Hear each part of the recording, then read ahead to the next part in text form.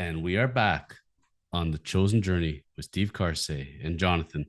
Steve, before we jump into today's topic, you've been doing some analysis since last week, and we got to go back to Luis Ariz here for a moment. Digging back to his numbers, you seemed very set on Ted Williams and where he was at. So tell me something. Are we on par with Ted Williams? This is where we're at with this season for him?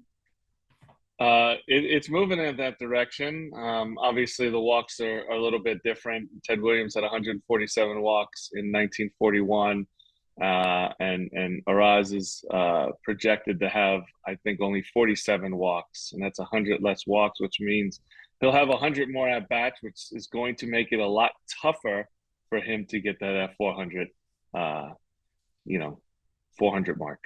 Well, you were giving me the numbers. I've written it down. We got the trusty pen. We're all set to go. So Ted Williams in the full season versus Araz in the halfway mark there. So we're almost like at the 50% going. So 143 games for Ted Williams versus 70 games for Araz. So let's multiply by two as we do these. 456 at bats for Ted Williams. Araz already has 267. So projected a lot more at bats. 185 hits for Ted, already 106 for Roz, so he's projected to be well over 200. I think you said 220 something as far as hits. Now, strikeouts, fast forwarding for a second. Ted Williams, 27 strikeouts. Araz, 15, almost identical. So neither one is striking out. So the big clincher here that you were mentioning, 147 walks for Williams. And at the halfway mark for Roz, 22. Now, 22 walks to 15 strikeouts is still incredibly impressive. Yes, I mean, he's is. taking a walk. To me, if you're a good hitter, you got to be able to break at least 50 walks minimum. I mean, like the elite are getting 100 plus walks, get at least 50, great, but 147 walks, and this is not Barry Bonds' time. In 1941, 147 walks, pretty freaking impressive. Wow. It's incredible. Mind blown. Mind blown. So to be spoken about in the same breath as Ted Williams, kudos. Now, another team we got to give kudos to, and I'm going to give you a little sneak. I've been wearing red for the last couple of weeks because I've been feeling very red lately. Now, we give so much love to the East divisions in the AL and NL. We give a lot of love even to the West, with the Rangers, the Astros, and the Diamondbacks, and the Padres.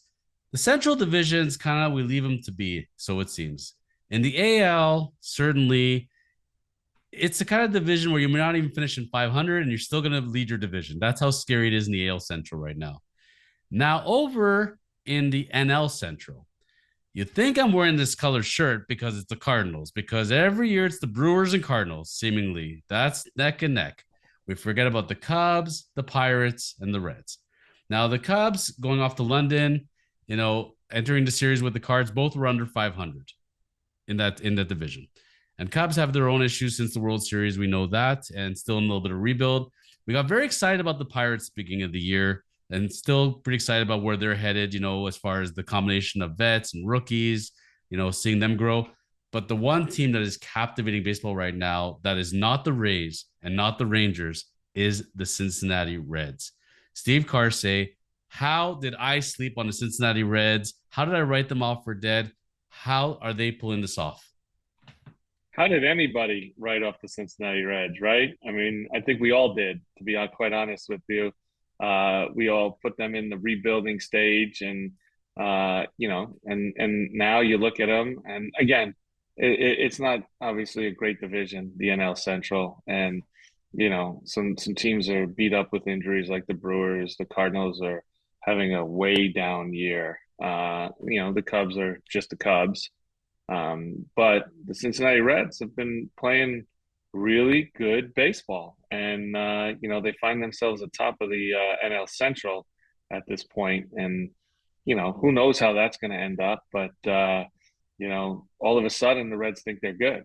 So as long as you have that belief that you're good, you may hang around a while until until something steers you off the tracks. I'm feeling a good rant coming on. It's coming on. I'm feeling it's like flowing through my system. So here we go.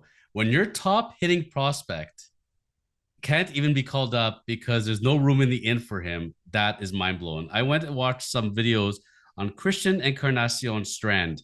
If you have not seen this name before, because everybody is very obsessed with Elly De La Cruz and they were together teammates, go watch Strand in the minors and his power on freaking real. But what positions does he play? First base, third base. A little bit of an issue when you have this many hitters. Joey Votto, remember him? Well, he's around. He comes back, and what does he do in his first game? Only gets a home run. Elly De La Cruz, five-tool player, most exciting player in baseball right now. Everybody's jumping on the De La Cruz bandwagon for good reason. Watch him in the field, watch him on the base pass. And since he's come in and they were doing really well, the Reds, when he came in, they went to yet another level. Jonathan India, former rookie of the year. Matt McLain comes in at the beginning of the year. And what does he do? He bats second, and all he does is fill up the stat sheet every single game. TJ Friedel's there. Edwin Diaz 2.0. Alexis Diaz is their closer. And guess what? He does look like Diaz, and he does pitch like Diaz. And you need some pitching. Sure, let's bring in Andrew Abbott. And what does he do? He just doesn't give up any runs to start off his career. Wow. Well, some teams, Steve, have one, two prospects they bring around solely. They just brought up the whole farm at one shot together, and they're all playing like they think they're in Louisville, and they're killing together. To me, catch me if I'm wrong. You've brought this up before when you were in the J system and coming up through the system to there. But there's something very special when you go through each level with your teammates and you all get called up at the same time, right?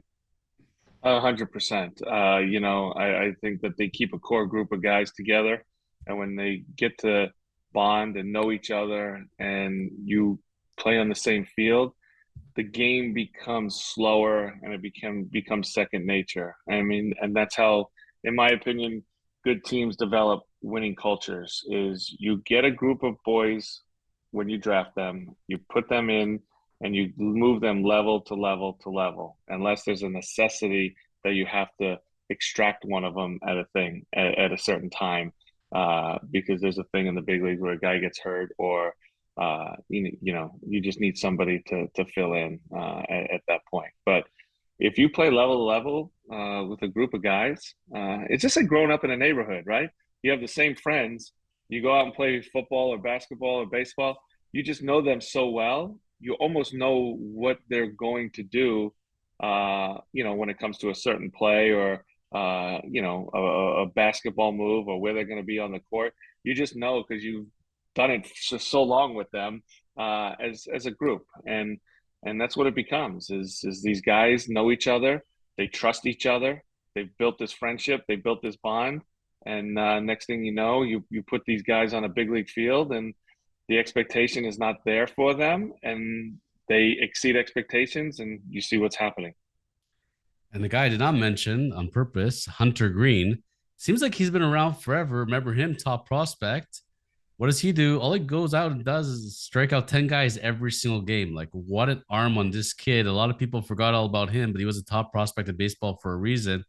Getting the run support, doesn't always get the wins for it per se. And part of it is also, how many innings you pitch, right? You pitch 5 innings, 10 strikeouts, give up a couple runs. A lot of these games get decided in later innings. This is not a game where the starters always factor into decisions. But if Hunter Green strikes out 10 batters a game, finishes with a 3.5 ERA or less, and doesn't show the wins, to me, that's still a successful season. Yeah, I mean, it all depends on what you believe a starting pitcher should do. You know, is he a guy that should go 5 innings and punch out 10 and keep your team in the game for 5 innings, or is it more of an old school thinking where I want my starter to go 7 or 8 and get me to the back end of my bullpen and try to secure the W for himself, and that's the reason I think we won't see another 300 game winner is until baseball wraps its head around starting pitching. And I mean, it's crazy to think about you're paying a starter $30 million to go out and pitch 5 innings. I mean, it's mind blowing to me, but that's where the game is and how it's become and how it's measured. So, in this day and age, that's kind of what we have to live with. But at the end of the day, you're right. It is a successful season in today's standards for a guy who puts up some innings and has a ton of strikeouts and doesn't let the other team put the ball in play. I'll ask you two questions. One of them I'm going to fast forward to, and this is going to be probably one of my dumber questions. But now with phantom runners and extra innings, I don't know anymore, Steve. But Do you foresee a day where to get a win, all you'll have to do is keep a lead from the third or fourth innings? Like, are we going to come to that point where we're going to have to change the whole stat on wins to be eligible? Because you see a lot of openers, right? When that happens and they pitch their 2 innings, 3 innings. And even as far as starters go these days, and like the five being the cap, if you build a big lead, let's say third inning, and you're a starter and you went 3 innings, and then for whatever reason you got pulled in the fourth or before the fifth, do you foresee a day where a starter will be eligible for a win under those circumstances? Listen, I got to the point where I never say never anymore, but it would be really hard to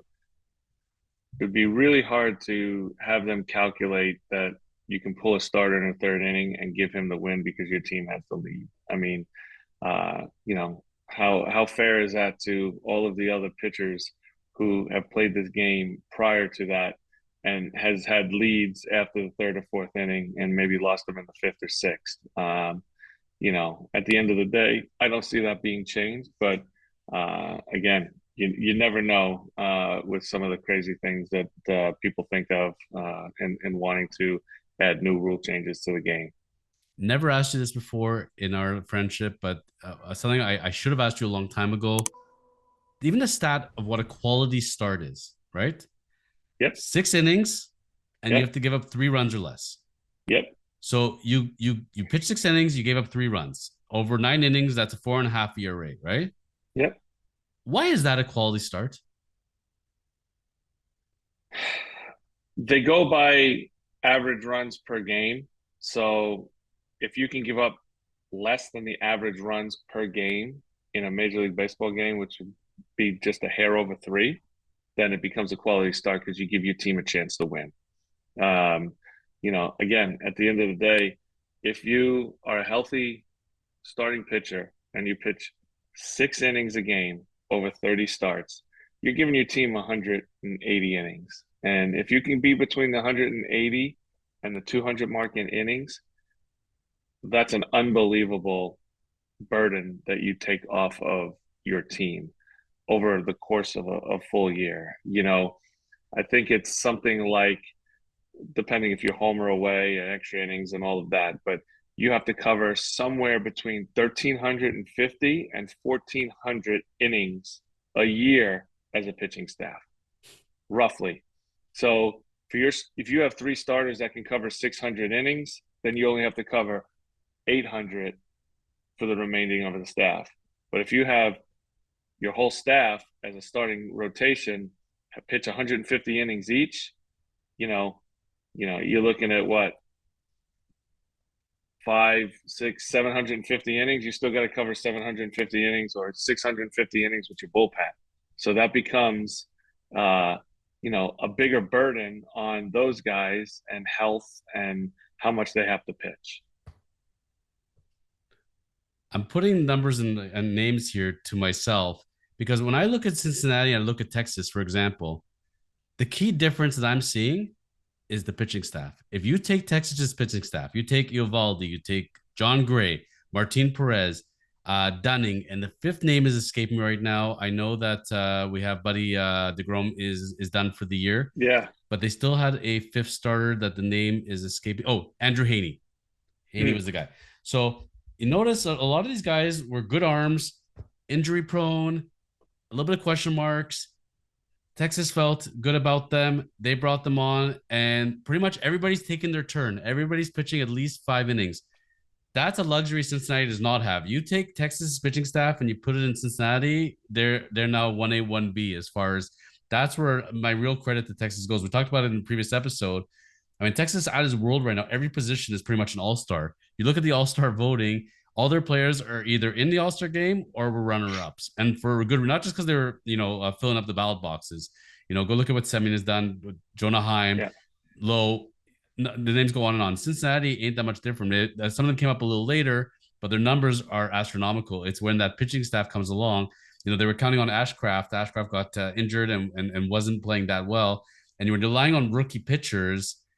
It's a tough thing. There's only two classes. It's those pitchers that come up like the Abbotts of this world and can just, get you beautiful shutouts game in and game out seems. And otherwise, what is it, Steve, about the pitching prospects? They have these video game numbers in AA, AAA, they come into the major leagues. There's no guarantee they're going to be able to pull that off. It feels like sometimes pitchers have a little bit of a harder transition than hitters. Am I right or wrong on that one? I think it depends on the player, and it's a combination of both. But listen, there's nothing like a big league hitter. That's why it takes some time in transition. Big league hitter can hit a fastball. Now it just depends on how good that young man is being able to throw strikes with his off speed pitches. Can he throw his off speed pitch when he's behind in the count?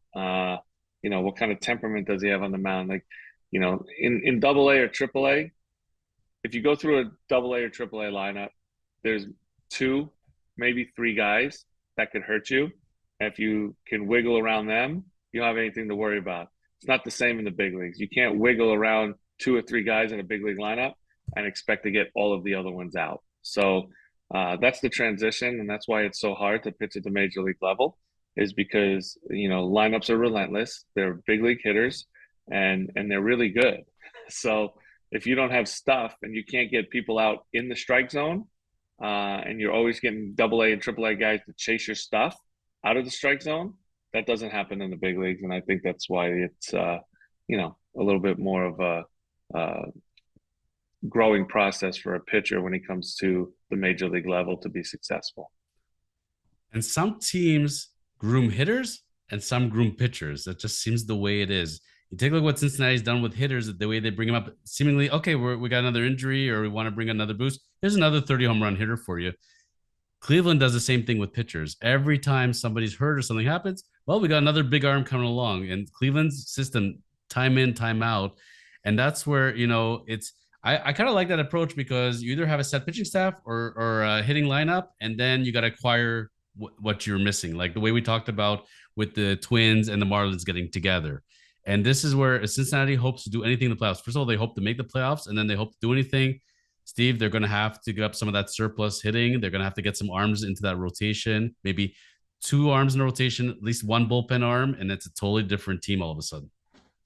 Yeah, I've always been told by front office and executives, pitching and defense wins championships. So if you can develop pitching and you can develop really good defense, hitting is one of those things where if you have enough pitching, and I've been part of it with Milwaukee, if you have just enough hitting to get you by, your pitching will carry the rest. Now in the playoffs, it becomes a little bit different, because you're going to have to score some runs in the playoffs. You can't score 0-1 because you can't expect the burden of your pitching staff to always throw a shutout or give up two or less runs every game in the playoffs, because you see a team for 5 or 7 games, and if you see the same pitching over and over again, you kind of get a beat on that. So at the end of the day, teams have their philosophy of what they want to develop and what makes their roster construction tick, and some of them go more on the heavy on the offense, and some plan trying to go a little bit heavier on the pitching and the defense end of things. I'm definitely not counting out the Phillies this year because they have 4 guys in that pen that could be closers on any team. Pretty much, it's interesting their construction, and obviously we talked about their hitting ad nauseum. So people are saying, "Oh, are they going to be sellers? What's going to happen?" It's still, to me, it's still pretty soon at the All-Star break to start counting as far as buyers and sellers. But the Reds certainly going to need to get some pitching in there, and they've acknowledged it. And they said if we're going to make it anywhere, we're going to have to trade some of the hitting.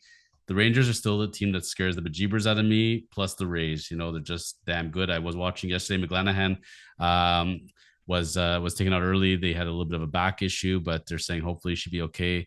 But they have a nice depth of hitting in there. Defense is great. Starting pitching, bullpen. Like when you got a full rounded team, there's not a lot of teams like that right now in Major League Baseball. Everybody, I can look at almost any team and I can see their shortage. There's very few teams that are that exact. And right now, to me, it's the Rangers and Rays. Yeah, absolutely. And the Phillies are going to have to catch the ball. If they can't catch the ball, they're not going to be able to win games. I mean, it's as simple as that. I don't care how good your pitching is. They can't strike out everybody out. Where's that saying goes? It's a pretty simple game. You hit the ball, you throw the ball, you catch the ball, right? Now, last question today, and I'm going to give you a little toughie because I've been thinking about this one a lot. With Joey Votto back right now, and great ambassador to the game, and Loved his swing. Another guy who I thought one day may hit 400, but that ain't gonna happen. But always took a walk. He's on his last year right now because he has an option, which I don't believe is gonna be picked up. With the Reds contending right now, does he get traded? Do you think plays out the season? Is he gonna retire a Red? If you were a betting man, where do you see with Joey Votto if you had to predict at this point? I think he finishes the season out with the Cincinnati Reds. I think he retires as a Cincinnati Red, and he rides off into the sunset. I just have a hard time seeing Joey Votto in a different uniform in his playing career. He's done great things, pure hitter, a character of the game. And, he's been beat up with injuries. He's getting a little older. I'm not sure exactly how old he is, but, Mid 30s, he's, I think. yeah, that's kind of what I was thinking, 37, 38. And, I just think if, you know, you don't see many of these guys anymore who have stuck with one team throughout their career. And I think that's kind of where he falls is he stays with these guys, he finishes the season, rides it out, and then becomes part of their organization in some sort of fashion after his playing career is done. Having grown up in the Toronto region, getting back to his alma mater in high school and everything else in the off season, I still don't see him wearing the blue and white. I just can't see it. I see him as a Red as well. I do not want to see him come to the Jays or anywhere else. He's a Red to me. So, having a history of this in the past with the Cincinnati Reds, any chance we could see maybe a player coach type role I don't see it. in this modern day and age? Player coach ain't gonna happen. I just don't see it happening. Again, never say never, but Yeah. I just don't see him as being both that player and coach. I think him with his injuries and whatnot, he's finished at the end of the year, and he kind of just goes about his business. And if he wants to stay in the game, I'm sure he can stay in the game. If he doesn't, then he can go and go to the backwoods of the wilderness in Canada, build a nice, cozy, comfy log home, and do as much hunting as he wants to do. And pray that the MLB network does not block him out from the signal of the broadcast. Definitely, we're seeing him as a future Hall of Famer. I think that's going to happen for him. I haven't had a chance to take a look at his numbers yet, but I'm going to tell you, considering some of the people that are shot about, I think he's going to have a really good chance when time will come. I see good things for him, and yeah, maybe he'll hang on for one more year if the role's there. But certainly, he's that person because of how much he's associated with hitting, with his batting eye. He seems to be very personable. Teammates always speak very well of him. I think we see future hitting coach. I don't know if he's going to be a manager, but it's certainly a hitting coach if he wants it. If he wants it. But, we've talked about there's a lot of challenges this day and age as far as attracting and keeping coaches in Major League Baseball. People think as far as the economics go, and, there's $25 million salaries and $50 million salaries. So everything goes around. Coach is a different story. So, time will tell. If you're going to come back this day and age and you're going to be coming back as a coach, you do it, I think, for the love of the game. You're certainly not doing it for the giant paycheck, unfortunately. 100%. Steve Carsey, my friend, always a pleasure. Thank you very much for, again, sharing your baseball wisdom and love of the game. And when we're going to come back in the next couple of weeks, it's time to start talking about all-star games. And, I have a love-hate relationship with the all-star games as far as how I see it. I'll give you some time. I very rarely ever tell you ahead of time what we're going to be talking about, Yeah.